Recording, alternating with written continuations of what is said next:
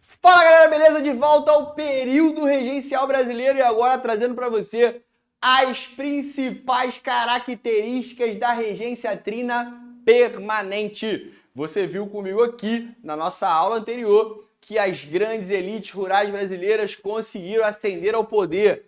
Desde o primeiro reinado eles esperavam por esse momento, pregavam que se Dom Pedro I saísse a vida do Brasil iria melhorar e agora eles vão ter essa oportunidade de fazer um Brasil melhor. Eles estão à frente do Brasil. Quem são eles? Os moderados. A regência trina foi dos moderados e eles estão no poder. Dentro da sua regência, nós tivemos algumas características para destacar. Características da regência trina permanente ou a regência dos moderados. Beleza? Pega a primeira aí, ó. Logo assim que chegaram ao poder em 1831, os moderados viram que pelo Brasil estava se espalhando uma onda de revoltas. É isso. Aquilo que foi incitado por eles mesmos lá no primeiro reinado, agora dobra, triplica de tamanho. Várias revoltas começam a tomar conta de várias partes do Brasil. E muitas vezes nessas revoltas nós vamos ter pessoas, militares, envolvidos nesses movimentos.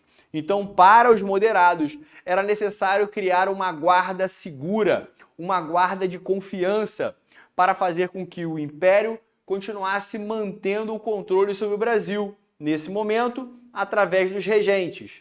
Foi aí que, através do ministro da Justiça, Diogo Antônio Feijó, ou simplesmente o Padre Feijó, que na época era o homem forte da regência trina, era o homem forte dos moderados. Feijó, o ministro da Justiça, vendo essa grande onda de revoltas pelo Brasil, propõe a criação de uma nova guarda, de um novo exército, que ficou conhecida como a Guarda Nacional ou a Guarda dos Coronéis. O que foi a Guarda Nacional ou a Guarda dos Coronéis? Qual era a ideia de Feijó? Ora, montar uma força que garantisse a segurança do Brasil, formada pelos eleitores, aqueles que tinham condições de votar. E aí você para, pensa e lembra. Constituição de 1824. O voto era censitário. Só votava quem tinha renda. Opa, peraí. Então isso quer dizer que a Guarda Nacional foi uma guarda montada, formada pelas elites? Sim. A Guarda Nacional, uma guarda formada pelos eleitores, uma guarda que ia ajudar a regência a manter a ordem pelo Brasil, também chamada de a Guarda dos Coronéis, porque ela era comandada por coronéis, os coronéis da Guarda Nacional. Geralmente, esses comandantes da Guarda Nacional, esses coronéis, eram os grandes latifundiários do Brasil, os grandes proprietários de terra do Brasil, as grandes elites rurais brasileiras. Eram elas que estavam no comando da Guarda Nacional. E aí, para garantir a ordem em todo o território nacional, foram escolhidos em várias regiões do Brasil, entre os membros mais ricos e poderosos, né, das oligarquias rurais, né, dessas elites rurais, foram escolhidos para serem os coronéis dessa guarda, os comandantes dessa força, os coronéis da Guarda Nacional, os grandes membros das elites, das aristocracias rurais brasileiras. Nasce aí a Guarda Nacional, criada pelo ministro da Justiça, Feijó. Tivemos também, dentro da regência trina permanente, a criação do Código Penal ou Código Criminal.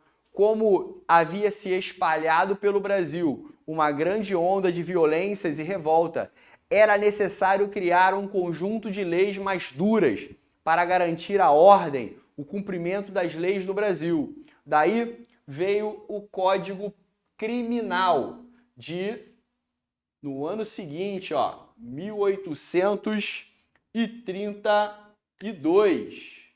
Tinha colocado 33, não é 33, é 32, tá? O Código Penal ou o Código Criminal. Bom, dentro do Código Penal ou o Código Criminal, havia a figura do chamado juiz de fora lá na província.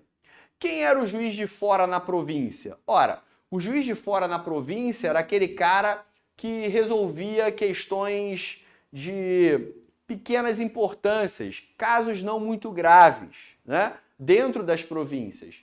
Casos mais graves, como líderes de revoltas ou mortes, esses casos mais graves deveriam ser julgados pelos juízes da capital, pelos juízes principais. Esses juízes de fora julgavam pequenos casos dentro das províncias.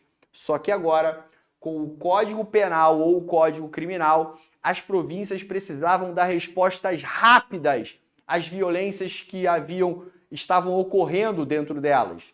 Essas violências que tomavam o Brasil precisavam de uma resposta rápida e, por isso, esse juiz de fora recebeu pelo Código Criminal ou Código Penal o direito de julgar casos mais graves dentro das províncias. Além da Guarda Nacional, além do Código Penal, nós tivemos também, de fato importante, dentro da regência trina permanente, uma tentativa de golpe do Feijó. O ministro da Justiça, o padre Feijó, tentou dar um golpe na regência trina. Ele tentou assumir o comando do Brasil, tirando da tutoria de Pedro de Alcântara, né, o herdeiro do trono, a figura de José Bonifácio. Diz a história que quando Dom Pedro I foi embora para Portugal, deixou José Bonifácio cuidando do seu filho, Pedro de Alcântara, o herdeiro do trono. Feijó tentou tirar a tutoria de José Bonifácio e tentou assumir o comando do Brasil.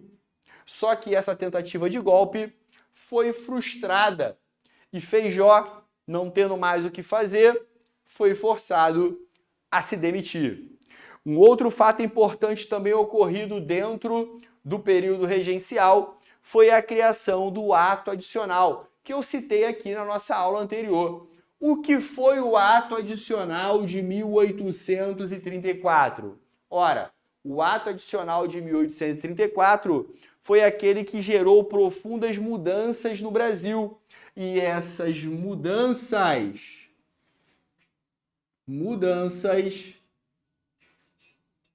foram feitas na Constituição. Beleza? Mudanças na Constituição.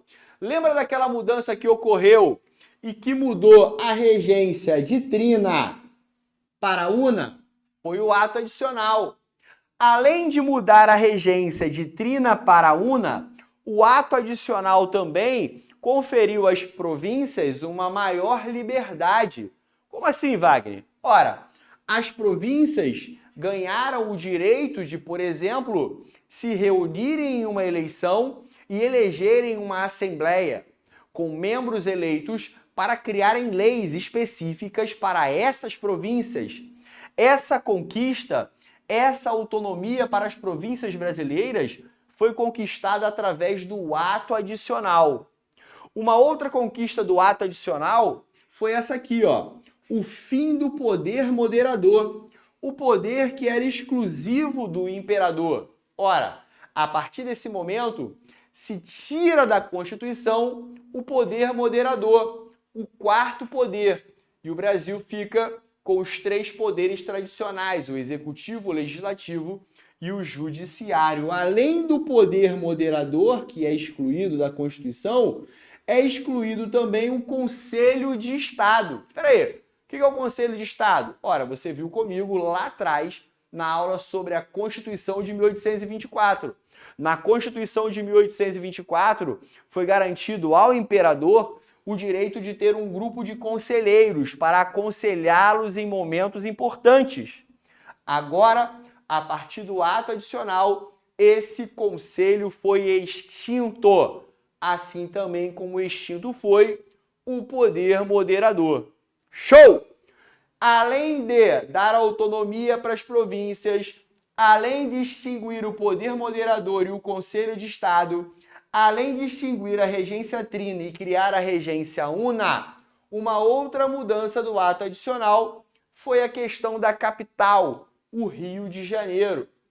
O Rio de Janeiro, a capital do Império, foi decretado como o município neutro da corte.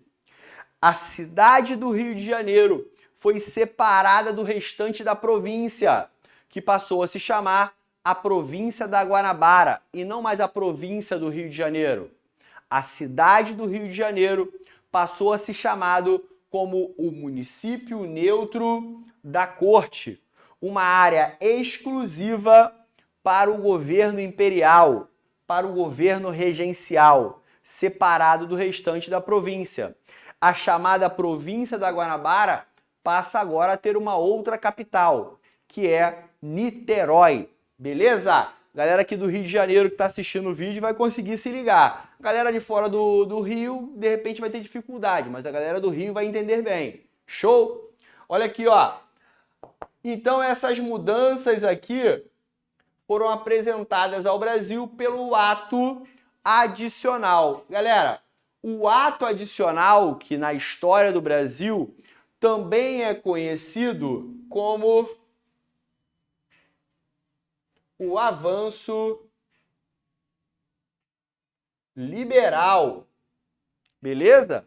Medidas do chamado avanço liberal. Desde a regência trina provisória, nós vamos ter na história do Brasil o chamado avanço liberal. Importantes mudanças que vão dar mais liberdade para as províncias, como por exemplo aqui no ato adicional, a autonomia para as províncias elegerem suas próprias assembleias, ok? Bom, galera, o ato adicional, informação importante para você, e aí se liga nisso aí, ele foi fruto de um debate entre as principais potências políticas dessa época. Ora, entre exaltados e entre os moderados. Numa conversa entre exaltados e moderados, eles decidiram acordar um pacote de mudanças para o Brasil. Mudanças essas que deveriam atender tanto a exaltados quanto a moderados. Tanto aos exaltados que queriam liberdade para as províncias, quanto aos moderados que queriam maior poder em sua mão. Por exemplo, já que os exaltados querem autonomia para as províncias, vamos permitir que as províncias elejam suas assembleias. Já que os moderados querem concentrar todo o poder na capital, vamos separar o Rio e criar uma área exclusiva para que os moderados possam governar. Então, para atender os moderados, por exemplo, o Rio foi separado como município neutro. Para atender os exaltados, por exemplo, foi dado maior liberdade a províncias. Ok? Pega essa visão aí, porque isso aqui também acontece na regência trina permanente. Mas como você viu comigo, a regência trina se transforma em una e é necessário que haja aqui uma eleição para a escolha de um regente uno aqui no Brasil. E essa eleição ocorreu. E para essa eleição foi eleito a figura do regente Feijó. Quem era Feijó? Feijó era o ministro da Justiça. Feijó era o ministro da Justiça da regência trina permanente. Lembre-se, Feijó tentou dar um golpe e se deu mal. Se demitiu do Ministério da Justiça. E agora se candidata a regente e foi eleito regente uno. O primeiro regente uno do Brasil, Feijó. Beleza? Principais características da regência de Feijó. Tá aqui para você, ó. Feijó rima com regressistas ou progressistas. É fácil, pô. Eu falei para vocês na nossa aula anterior que durante a regência de Feijó, os moderados se dividiram em regressistas e progressistas. Aqueles que foram a favor das mudanças na Constituição, você lembra? Então, Feijó foi favorável à mudança na Constituição. Feijó foi favorável ao ato adicional. E aqueles que são favoráveis são pró. Feijó rima com ré ou rima com pró? Feijó rima com pró. Progressista era o grupo que Feijó pertencia. Feijó pertencia à ala progressista dos moderados. Show? Continuando aí, Feijó, na regência de Feijó, explodiram grandes e importantes revoltas pelo Brasil. Lá no Pará, explode a cabanagem. No sul do Brasil, em Santa Catarina e no Rio Grande do Sul, explode a Revolução Farroupilha. E na Bahia, explode a Sabinada. 3 movimentos grandes de revolta na história do Brasil que explodiram na regência de Feijó. E vai tudo cair na conta dele. Seus opositores, os regressistas, conseguiram botar maioria para cima da Assembleia, para dentro da Assembleia. E com isso, os opositores de Feijó, os regressistas, vão começar a cair de pau em cima dele. Mas como assim? Ora, fazendo oposição, colocando a culpa dessas revoltas que estão explodindo na sua regência, dizendo que as revoltas só estão ocorrendo porque Feijó foi favorável a dar autonomia para as províncias, por isso as províncias estão se organizando e se levantando contra o Império. Ou seja, Feijó começa a receber uma grande onda de oposição por parte da nova Assembleia que foi eleita, uma Assembleia regressista. E diante dessa pressão, diz a história, Feijó renunciou. E com a renúncia de Feijó, foi necessário a reunião da Assembleia e a eleição de um novo regente. E foi nesse momento que Araújo Lima é eleito regente uno do Brasil para representar os interesses dos regressistas. Mas sobre a regência de Araújo Lima, a gente vê daqui a pouquinho. Dá um timezinho aí, um tempinho aí, vai beber uma água, comer alguma coisa, respira um ar e volta. Tchau! Daqui a pouco a gente tá aí.